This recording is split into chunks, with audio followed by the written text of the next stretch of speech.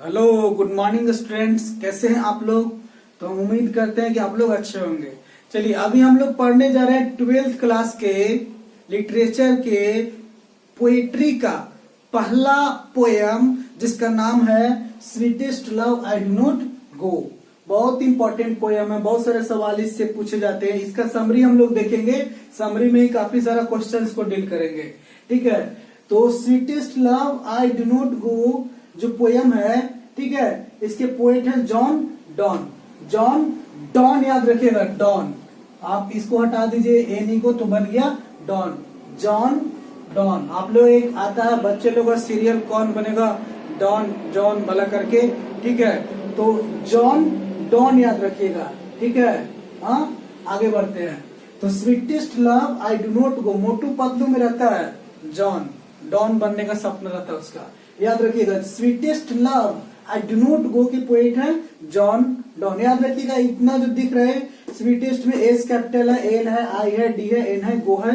अब वो ऐसे आपको बुक में लिखा है, ऐसे हम भी लिख देते हैं। ठीक है, ये जो पोयम है काफी अजीब पोयम है। इसमें गो जी ओ ई लिखेगा और हैज को लिखता है एच ए टी एच। ऐसा बहुत सारा चीज है। जब पोयम पढ़ाएंगे तो पोयम वाला वीडियो में सारी चीज हम बता देंगे, पूरा डिटेल्स। अभी सिर्फ समरी के लिहाज से मैं पढ़ा रहा हूँ। ठीक है, तो देखते हैं। ये देखिए, नाम है किसी भी पोयम, किसी भी आदमी का नाम अगर है तो उसके नाम का अगर 5 टाइटल है, नरेंद्र, दामोदर, मोदी, दास, ऐसा करके नरेंद्र में एन कैपिटल होगा, दामोदर में डी कैपिटल होगा, दास में भी डी कैपिटल होगा। ठीक है, तो जब किसी भी चीज का नाम हुआ उसके टाइटल्स बहुत सारे हो, तो हर टाइटल का पहला लेटर कैपिटल में होगा। इसीलिए देखिए हर कैपिटल लिखे, लिखते वक्त ध्यान देना आपको। ठीक है, sweetest love I do not गो। ठीक है, sweetest love I do not गो क्या है? इज ए लव लाइरिक, एक लव लाइरिक है, गीत है। कैसा गीत है? तो लव गीत है, प्रेम गीत है। ठीक है, this has been composed by a metaphysical poet John Donne. John Donne भी इसको पढ़ते हैं कुछ लोग, जॉन डोनी। तो कंपोज्ड बाय मेटाफिजिकल, ये जो पोएट है कैसे है? मेटाफिजिकल। जॉन डॉन कैसे पोएट है? मेटाफिजिकल। मेटाफिजिकल के मतलब आध्यात्मिक, आध्यात्मिक पोएट है।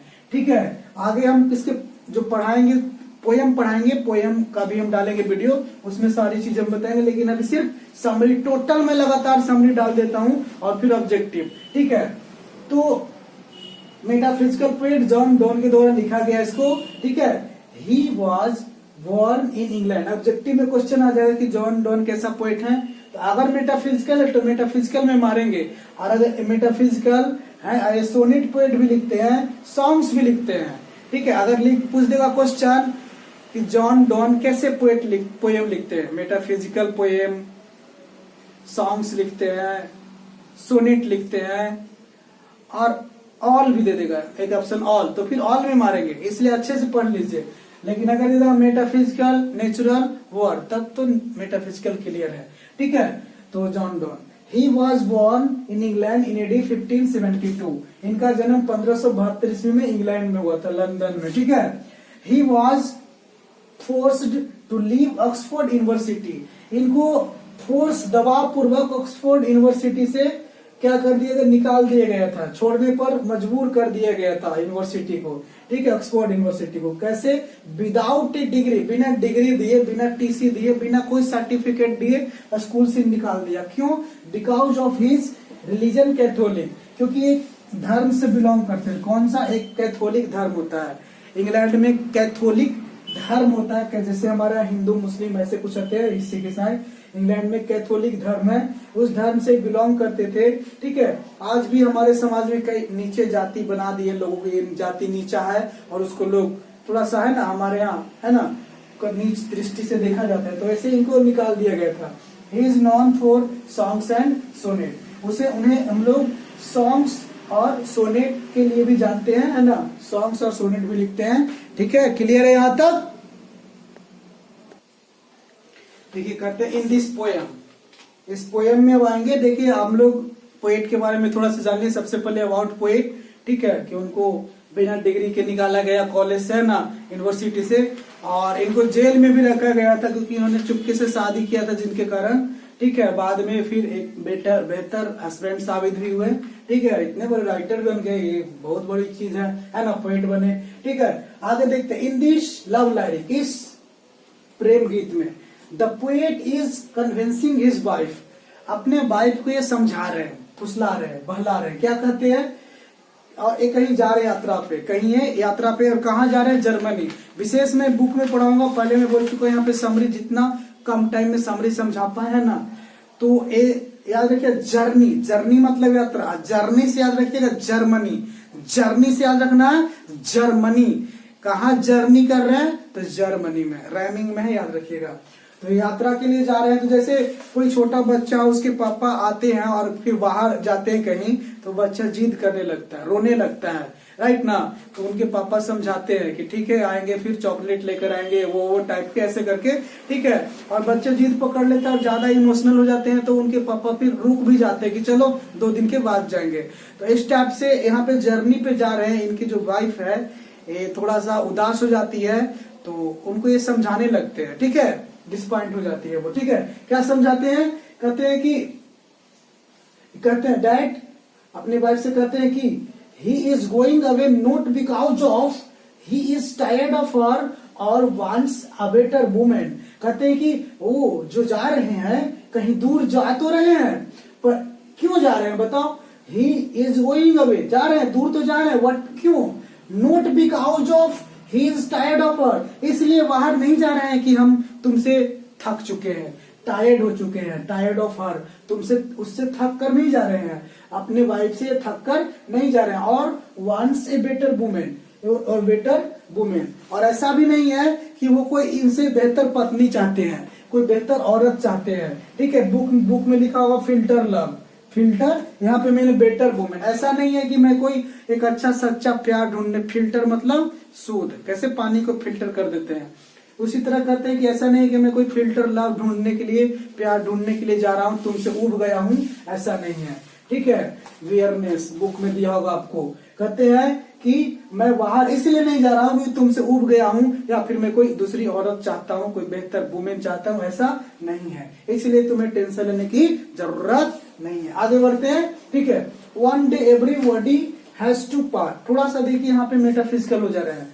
कहते हैं क्या कि एक दिन सबको क्या होना होता है, अलग, अलग होना भी एक मौत की तरह होता है। मौत जब किसी के हो जाता है तो लोग क्या करते हैं, रोते हैं। उसी टाइप जब कोई कुछ पल के लिए जुदा होता है तो वहां पे भी लोग क्या करते हैं, रोते हैं, ठीक है। तो ये यहाँ पे मेटाफिजिकल टाइप के बता रहे हैं कि एक जुदाई भी मौत से कम नहीं है। कई सारे गाना में भी आप सुने होंगे, ठीक है। तो कहते हैं क्या कि one day everybody has to part, part मतलब अलग हो जाना, जुदा हो जाना, मर भी जाना हो सकता है, मरने पे भी जुदा ही होता है। कहते हैं एक दिन तो सबके जुदा होना ही होता है, ठीक है, पड़ता है। He says that the sun sets in the evening, आपको बुक में एस्टर नाइट लिखा होगा। कहते हैं कि वो जो सूरज है क्या होता है, पिछले रात देखो सूरज क्या हुआ, डूब, समझा रहे हैं, फुसला रहे हैं कि पिछले रात देखो सूरज क्या हुआ, डूब गया था, फिर सुबह में क्या होता है, आ जाता है। उसी तरह मैं भी जाऊंगा फिर आ जाऊंगा, टेंशन लेने का नहीं है। तो बोलते हैं कि sets in the evening and rises again in the morning. सूरज को देखो, वो सुबह में क्या, शाम में क्या हुआ था, शाम में क्या हुआ था, सेट हो गया था, डूब गया था, और फिर सुबह में क्या होता है, फिर से उग जाता है, ठीक है। टेंशन लेने की जरूरत नहीं है। यहां तक क्लियर है।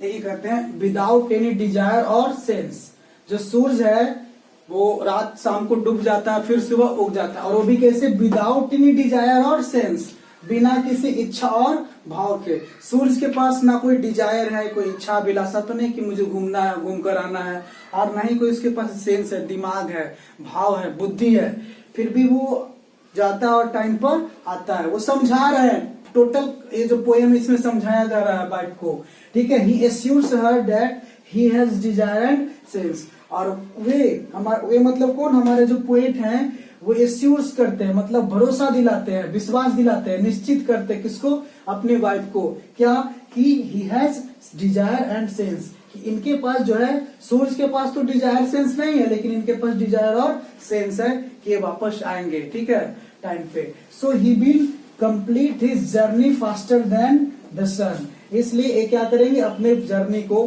क्या करेंगे, फास्टर देन सन, यानी सूरज से भी तेज गति से क्या करेंगे, कंप्लीट करेंगे। पोएट कहते हैं कि टेंशन मत लो, मैं अपनी यात्रा को सूरज से भी तेज गति से क्या करूंगा, फास्ट करूंगा। सूरज से तुलना किया जा रहा है और पोएट को सूरज से भी ज्यादा फास्ट बताया जा रहा है। और ऐसे भी आपको पता है कि जहां न पहुंचे रवि वहां पहुंचता है कवि। ठीक है, आगे कहते हैं he says that man's power is very big. कहते हैं कि आदमी का जो पावर है, शक्ति है, बहुत कमजोर है, बहुत कमजोर है। बहुत कमजोर बोले तो एक खोया हुआ एक घंटे को वापस नहीं बुला सकता है। कांट रिकॉल ए आवर, एक घंटा एन आवर, एक घंटे को वापस, आपके जो एक घंटे बीत गए उसे वापस नहीं बुला सकते हैं, या तो आने वाला टाइम उसको आप ऐड नहीं कर सकते। जैसे कोई विद्यार्थी है, वो पढ़ने के टाइम में वो खेला हो, क्रिकेट खेला हो, या तो सोया रहा हो, या तो फिर गॉसिप में बकवास में टाइम वेस्ट किया हो। एग्जाम के टाइम में वो एग्जामिनर को बोलेगा कि मेरा तो मतलब 10 घंटे टाइम बर्बाद हुआ था खेलने में, वो मुझे दे दो पढ़ने के लिए। या तो कोई मरता रहे, मरते वक्त मर रहा हो कोई, और उसने जीवन में कई सारे घंटे फालतू काम में, या तो सोने में, या तो कुछ ना करने में बिताया। मरने वक्त यमराज से कहे कि मैंने तो 50 घंटे खेलने में बिताए थे, वो 50 घंटे मुझे अभी दे दे, तो ये मिलने वाला नहीं, आप उसमें ऐड नहीं कर सकते। ये समझा रहे कौन, पोएट। आदमी का ताकत बहुत ही कमजोर है, वो ऐसा कुछ नहीं कर सकता। ठीक है, हाँ, ही सेज टू हर, वे उनसे कहते हैं, नोट टू बी, वो उनसे रोने को मना कहते हैं कि मत रो, because her tears will make him sad and weak. जब वो कहीं जा रहे हो तो बोलते हैं कि रो मत, तुम्हारी आंसू मुझे क्या बनाएगी, तुम्हारी आंसू मुझे उदास भी कर देगी और कमजोर बनाएगी। तो वे कहते हैं he says to her not to be, वो उनको रोने से मना करते हैं। कौन, पोएट है जो है जॉन डॉन, अपने पत्नी को रोने से कहते हैं मत रो, तुम्हारी जो आंसू है वो क्या करेंगे, मेक हिम मतलब उन्हें मतलब पोएट को, जॉन डॉन को सैड और वीक बनाएंगे, यानी उदास और दुखी और क्या, कमजोर बनाएंगे। ठीक है, देखिए इससे not to for think about any ill, वे कहते हैं not to, he says not to for think about any ill during his journey. वे कहते हैं कि किसी मतलब जब मैं जर्नी पे जाऊं, वे कहते हैं कि जब मैं जर्नी पे, यात्रा पे जाऊं तो उस वक्त कुछ बुरा मत, एनी इल मतलब कुछ बुरा, ड्यूरिंग हिज जर्नी मतलब जर्नी के दौरान, यात्रा के दौरान कुछ बुरा मत सोचो, कुछ बुरा, फॉर थिंक मतलब पहले ही कुछ सोच लेना, फॉर थिंक मतलब पहले ही कुछ सोच लेना।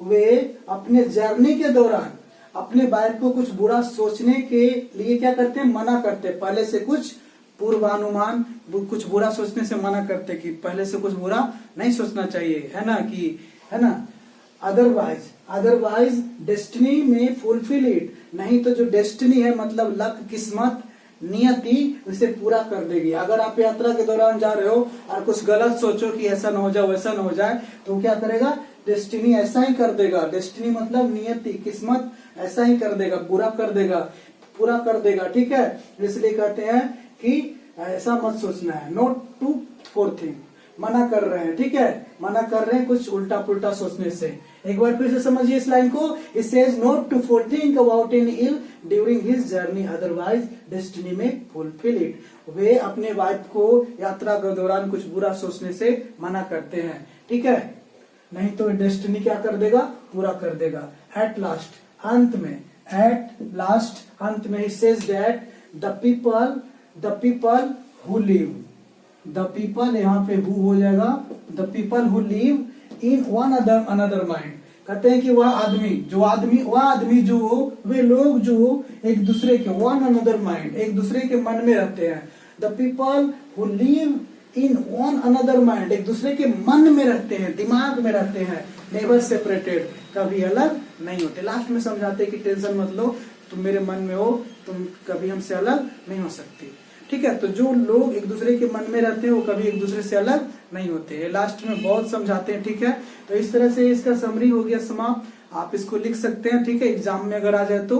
और इसमें काफी सारे ऑब्जेक्टिव भी क्वेश्चंस हैं जो अगले वीडियो में हम देंगे और पूरा इसको पोएम को भी पढ़ाएंगे। ठीक है, तो आज की क्लास में इतना ही, फिर मिलेंगे आपसे अगले वीडियो में। ठीक है, अगर ये वीडियो आपको अच्छा लगा हो तो वीडियो को लाइक कर दीजिए जरूर। कमेंट करिए, अगर आप कोई इसमें सवाल करना चाहते हो तो कमेंट करिए। कमेंट में अपने सवाल को, सुझाव को आप हमको दे सकते हैं। ठीक है, फिर मिलेंगे आपसे अगले वीडियो में, तब तक के लिए बाय बाय।